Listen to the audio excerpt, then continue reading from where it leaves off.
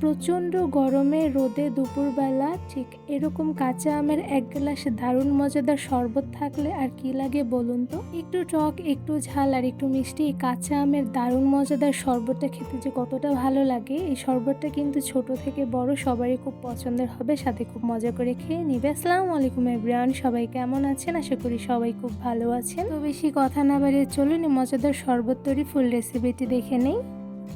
কাঁচা আমের দারুণ মজাদার শরবত তৈরি করার জন্য প্রথমে আমি এখানে কিছু কাঁচা আম নিয়েছি, আর আমগুলো কিন্তু একদমই ফ্রেশ, দেখতেই পাচ্ছেন। এবারে আমগুলো খুব ভালোভাবে ধুয়ে উপর থেকে খোসা ছাড়িয়ে ছোট ছোট স্লাইস করে কেটে নিব।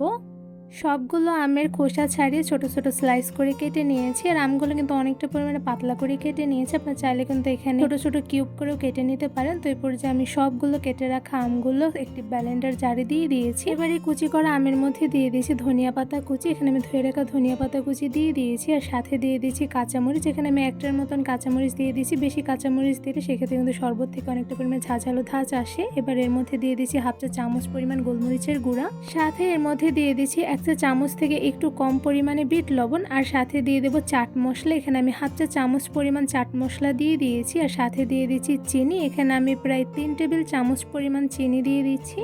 কাঁচা আমের শরবত তৈরি করার সময় আমের টক অনুযায়ী কিন্তু চিনির পরিমাণটা কমিয়ে বাড়িয়ে দিতে হবে। আমি আরও 1 টেবিল চামচ পরিমাণ চিনি অ্যাড করে নিয়েছি, আপনাদের স্বাদ অনুযায়ী কমিয়ে বাড়িয়ে দিতে পারেন। এবার এই সবগুলো উপকরণের মধ্যে দিয়ে দিচ্ছি পানি। এখানে আমি 1 কাপ পরিমাণ পানি দিয়ে দিচ্ছি। এখানে আমি ঠান্ডা পানি যেহেতু 1 কাপ দিয়েছি, তাই এখানে আমার 3 থেকে 4 গ্লাস শরবত হবে। তো এই পর্যায়ে আমি ব্লেন্ডারের জারটা ঢেকে নিয়েছি ব্লেন্ড করে নেওয়ার জন্য। কাঁচা আমের শরবত কিন্তু খুব ভালোভাবে ব্লেন্ড করে নিয়েছি। তো এই পর্যায়ে দেখতেই পাচ্ছেন ব্লেন্ড করে নেওয়া হয়ে গিয়েছে। এই পর্যায়ে আমি একটা চামচ দিয়ে আপনাদের শরবতগুলো তুলে দেখাচ্ছি কতটুকু পরিমাণে ঘনত্ব রেখে আমি শরবতটা তৈরি করে নিয়েছি। তো এই পর্যায়ে কিন্তু দেখতেই পাচ্ছেন মিডিয়াম ঘনত্ব রেখে শরবতগুলো তৈরি করে নিয়েছি।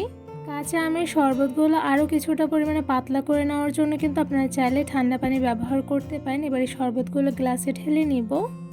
এই প্রচণ্ড গরমে টক ঝাল মিষ্টি কাঁচা আমের ঠান্ডা ঠান্ডা শরবতটা খেলে কিন্তু মন প্রাণ দুটোই একদম ঠান্ডা হয়ে যাবে। আর এই মজাদার কাঁচা আমের শরবতটা কিন্তু খুব সহজেই ঝটপট শুধুমাত্র অল্প কয়েকটা উপকরণ দিয়ে খুব সহজেই তৈরি করে নেওয়া যায়। এই কাঁচা আমের শরবতগুলো মাশাআল্লাহ দেখতে যেমন লোভনীয় হয়েছে, সাথে কিন্তু খেতে অসম্ভব মজাদার হয়েছে। ছোট বাচ্চা থেকে শুরু করে বড়দের কিন্তু এই কাঁচা আমের শরবতটা বেশ পছন্দ হবে, সাথে খুব মজা করে খেয়ে নিবে। প্রচণ্ড গরমে দুপুরবেলা বা বিকেলবেলা যে কোনো সময় কিন্তু মজাদার ঠান্ডা ঠান্ডা এক গ্লাস শরবত খেতে বেশ মজাদার লাগবে। আর এই মজাদার কাঁচা আমের শরবতগুলো কিন্তু অনেকটা পরিমাণে পাতলা রেখে আমি তৈরি করে নিয়েছি। আপনি চাইলে কিন্তু এর থেকে ঘন বা আরও কিছুটা পরিমাণে পাতলা করে শরবতগুলো খুব সহজেই ঝটপট বানিয়ে নিতে পারবেন। এই কাঁচা আমের শরবতগুলো ঝটপট অল্প কিছু উপকরণ দিয়ে বেশি করে বানিয়ে ফ্রিজে কিন্তু 2 থেকে 3 দিন রেখেই খেতে পারবেন। এতে করে কিন্তু কাঁচা আমের শরবতের টেস্টটা কিন্তু একদম সেমই থাকবে। এই কাঁচা আমের ভীষণ মজাদার শরবত তৈরির রেসিপিটি আপনাদের সবার কাছে কেমন লেগেছে তা আমাকে অবশ্যই কমেন্ট করে জানাবেন।